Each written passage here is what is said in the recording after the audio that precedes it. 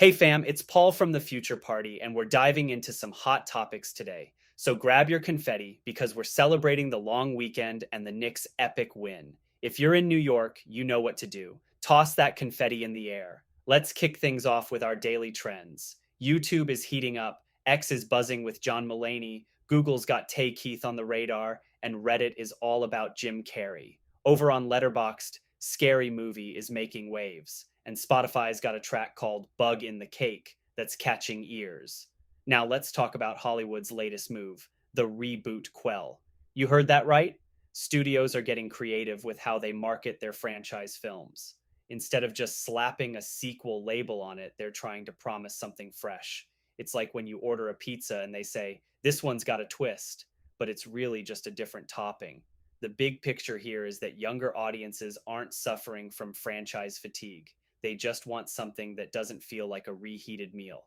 They're still showing up for movies like The Devil Wears Prada 2 and Scream 7, but they want a new flavor. Studios are getting clever. Sony's calling The Social Reckoning a companion piece to The Social Network. Universal is dubbing Twisters a new chapter. Disney's live action remakes, they're reimaginings. And Amazon MGM is having a laugh with Spaceballs, the new one.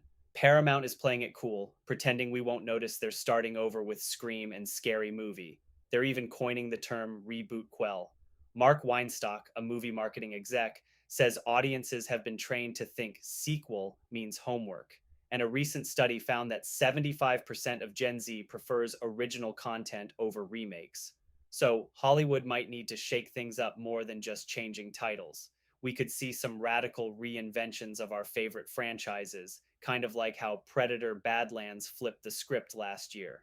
Switching gears, let's talk about something futuristic: humanoid robots in China. A startup in Shenzhen is letting workers control these robots remotely. It's like something out of the Jetsons, but instead of flying cars, we've got people piloting robots to do chores. At IOAI Tech, employees are using VR headsets and motion tracking gear to control robots that wash dishes, fold laundry, and even stock convenience stores. It's a wild mix of tech and teleoperation. And while humans are still in the loop for now, these robots are gathering data to eventually operate on their own. So until we get to that full Jetsons lifestyle, this might be the coolest blue collar job out there. Now let's shift to something a bit different: monetizing your opinions. SafeBets.world is changing the game. You've got strong views on elections, markets, and tech.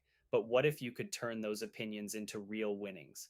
SafeBets lets you make predictions without the risk of losing. It's all about rewarding the right calls, not punishing the wrong ones.